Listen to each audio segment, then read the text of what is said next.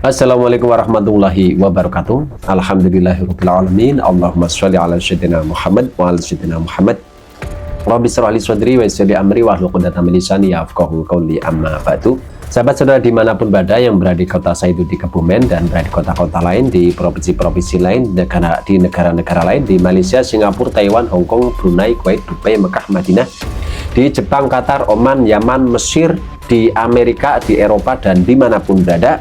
Semoga semuanya dalam lindungan Allah, diberi kesehatan jasmani, kesehatan rohani, dan sehat ekonomi. Serta semoga semuanya diberi rezeki halal barokah melimpah bisa untuk pergi ke Mekah. Amin ya robbal alamin.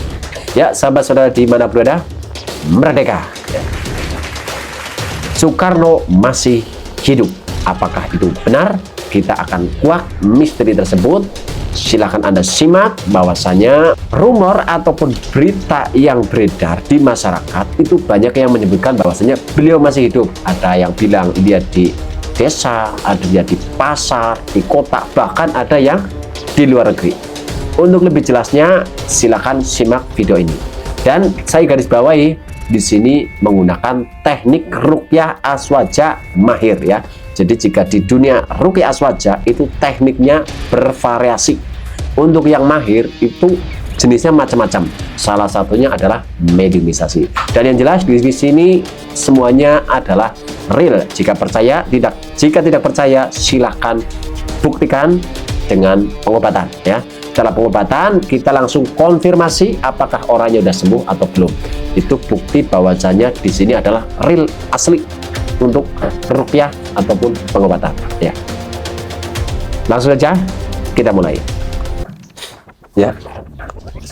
Ya, bismillah.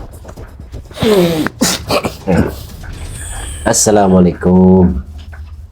Waalaikumsalam. Ya, mohon maaf ganggu waktunya. Mohon maaf, untuk beliau sendiri dimakamkan di mana ya?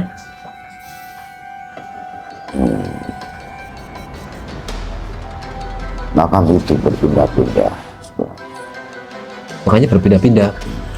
Kalau awalnya di mana awalnya? Di area timur.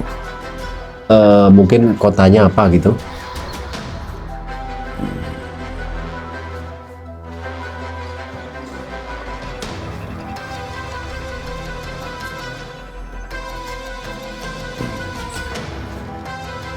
Dia tidak mengizinkan. Oh, beliau tidak mengizinkan. Oke, ya, ya. Jadi beliau sendiri tidak mengizinkan, ya hanya menunjukkan di arah timur.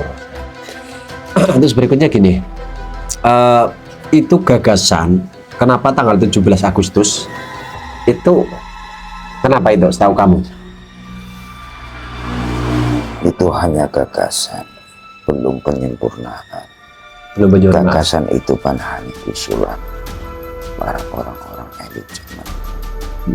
Jadi masih dalam pertimbangan antara iya atau tidak. Iya, terus? Nah, begitu ada kesepakatan atau pencerahan dan mufakat, barulah di tanggal 18 diumumkan. Bukan di hari atau tanggal 17 tersebut. Tapi kalau proklamasinya 17 atau 18? Tapi itu dalam masih pada saat belum 18 menjelang 18. Menjelang 18. Menjelangnya itu dalam artian? Ya sudah masuk 18. Sore. Sore atau gimana? Ya. Kok bisa menjelang 18? Karena Maksudnya gimana? di hari 17 itu belum ada mufakat. Masih ada istilahnya itu hal-hal harus dibenahi. Oh kayak gitu. Ya, ya, ya. Dan disebut juga kan masih banyak masukan-masukan dari kalangan orang-orang yang ada di sekitar, bagaimana istilahnya proklamasi itu nanti akan dimufakatkan bersama. Ya, ya. Nah ini kayak gini, ini terkait rumor yang beredar di masyarakat, spiritual dan sebagainya ya. Itu katanya ada seorang yang melihat Bung Karno masih hidup. Ada yang melihat di desa, ada yang melihat di pasar atau di kota, bahkan ada yang lihat di luar negeri. Itu sebenarnya bagaimana yang kamu pahami? Apa ilmu beliau seperti itu atau bagaimana yang kamu pahami? jiwanya seorang petualang, spiritualnya lumayan tinggi. Iya. Beliau itu ya bisa dibilang mendalami ilmu yang agama cukup lumayan, dan ilmu kanuragan mestinya dalam jiwa juga, kebatinan juga lumayan. Jadi ya seperti itulah. Jadi itu hidup atau menyerupai atau perwujudan atau gimana? Ya mungkin di kalangan supranatural bisa dikatakan itu adalah yang mungkin sejenis sukma atau arwah. Tapi bisa kayak wujud menungsa gitu, kayak wujud orang hidup atau Ya gimana? sama. Oh kayak gitu ya. Jadi anggapannya bisa seperti orang hidup kayak umumnya kayak gitu ya. Itu berarti efek dari keilmuannya. Oh, ya paham. Terus lagi ini, waktu itu yang paling menginginkan secepatnya atau mungkin pingin tanggal 17 itu yang kamu masih ingat itu siapa dulu?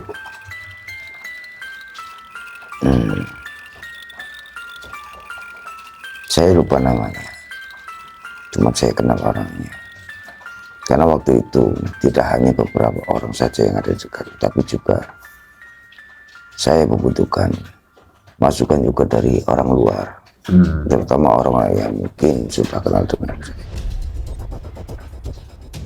Karena apa? Ya mungkin ada sesuatu yang harus waktu itu cepat-cepat harus dikumandangkan atau diumumkan. Kadang itu waktu masih genting. Dalam waktu itu, kalau tidak segera diproklamirkan, nanti malah gagal semuanya. Tapi semua itu kan tidak saya ambil keputusan secara sepihak. Begitu, karena belum ada penyempurnaan. Penyempurnaannya tanggal 18 atau gimana? Ya, mungkin tanggal 17, tapi waktu menjelang 18. Menjelang 18. Waktu itu di antara sekian banyak orang yang dekat dengan Anda, dengan beliau itu ya, itu kebanyakan dari tokoh ulama atau tokoh nasional atau mungkin non muslim yang kamu masih ingat? Semuanya saya rangkul. Banyak semua? Ya, semuanya saya rangkul. Karena dalam istilah bunyi Pancasila itu kan tidak hanya melambangkan satu agama atau kepercayaan saja. Kita harus juga memikirkan istilahnya itu makna dari arti ketuhanan yang Maha Esa, bukan hanya ketuhanan Allah yang Maha Esa. Makanya di situ kita mencakup semuanya, Tuhan untuk semua kalangan dan kepercayaan mereka masing-masing. Itulah kenapa saya merangkul semua kalangan, baik dari agama Hindu, Buddha. Dan saya pernah mengatakan, atau beliau mengatakan, jikalau kamu jadi orang yang beragama, jangan istilahnya itu terlalu condong ke budaya Arab. Itu paham. Jika kamu istilahnya, ya mungkin sampai tidak tahu kata-kata itu. Ya. Itu adalah makna simbol dari itu Tuhan. Jika Islam jangan apalah gitu ya. Oh ya. Terus ini itu kan ketuhanan yang Maha Esa. Nah, sedangkan kalau agama lain itu kan ada beberapa. Itu sempat ada kontroversi juga atau gimana itu? Tidak, Tuhan itu esa. Dan Tuhan itu jikalau mereka menjabarkan atau kita waktu itu, Tuhan itu bukan hanya milik orang Islam. Tuhan itu tidak hanya dimiliki oleh suatu golongan atau agama Kristen dan Buddha dan sejenisnya. Orang yang berkeyakinan, kepercayaan pun mereka mempunyai istilahnya keyakinan bahwa Sang Pencipta itu ada. Jadi itu sudah mencakup semuanya, bahwa kata Tuhan di situ merangkul semuanya. Tidak ada kontroversi. Ya. Kalau mungkin dulu sempat ada yang minta tambahin Tuhan Allah yang Maha Esa, gitu sempat ada gitu? Gimana? Pasti ada. Dari kalangan apa waktu itu? Ya, sepertinya tetap dari kalangan orang-orang Muslim. Orang Muslim ya. Tapi kita kan tidak istilahnya satu, istilahnya memaksakan diri bahwa semua yang ada di Nusantara ini tidak hanya beragama Muslim. Saya tahu itu. Makanya mereka itu merundingkan dengan berbagai cara dan menyita waktu untuk hanya membuat atau membuat kata-kata dari Pancasila tersebut dan isi proklamasi itu. Terus ini terkait Piagam Jakarta. Nah, itu bagaimana itu? Tadinya kan mau disahkan terus nggak jadi, terus bagaimana itu yang kamu paham? Ya tentunya masih ada keraguan waktu itu, mungkin sampai sekarang itu masih dipertanyakan. Terus ini terkait keturunan-keturunan beliau, menurut beliau itu bagaimana itu yang sekarang-sekarang ini? Maksudnya bagaimana? Ya sekarang kan keturunan-keturunannya kan di partai dan pernah jadi presiden juga dan sebagainya itulah. Dan mungkin ada sikap atau tanggapan atau mungkin bagus lah atau sedang lah atau gimana gitu lah. Mungkin kalau beliau tahu yang menangis, melihat cara kemungkinan mereka atau sekarang itu kurang seimbang atau tidak sepadan dengan perjuangan mereka dulu. Bahwa turunan atau siapapun yang menjadi pemimpin negeri ini, itu yang jelas mereka kecewa. Beliau menangis gitu ya? Ya. Oh, iya. Terus ini,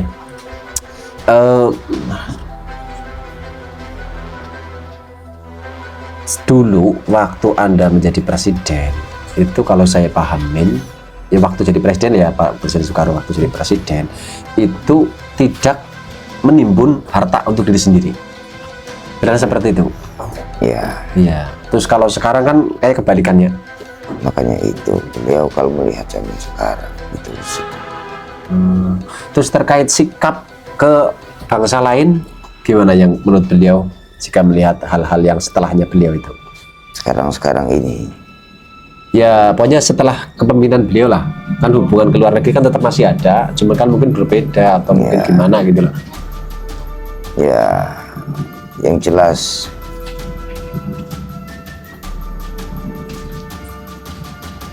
untuk saat ini saja. Iya saat ini gimana? Aura energi dari kepemimpinannya redup. Iya terus? Kurang berwibawa. Iya terus? Yang jelas sosok kepemimpinan itu belum sempurna. Itu yang sekarang atau yang sebelumnya? Kalau sekarang kan militer. Tidak peduli itu militer, tidak peduli itu rakyat kecil. Oh gini, itu anggapannya kurang lebih bawaan. Faktor di sini kan Indonesia itu kan demokrasi ya. Nah demokrasi arah ke apa? Tidak begitu menghiraukan kewibawaan kan tinggi. Banyak presiden siapapun bisa dikritik dari orang sekecil apapun. Kan gitu. Jadi sama dilihat dari kewibawaan ya karena sini demokrasi otomatis beda dengan kerajaan. Atau mungkin jika perbandingan dengan Anda mungkin dulu ya atau gimana? Iya. Oh ya. Jadi intinya ketika dibandingkan dengan Anda sekarang berbeda dalam hal itu tadi yang disebutkan kayak gitu ya. Ya seperti aja. Terima kasih sudah berkenan ke sini. Ini nanti saya kembalikan ya sebentar.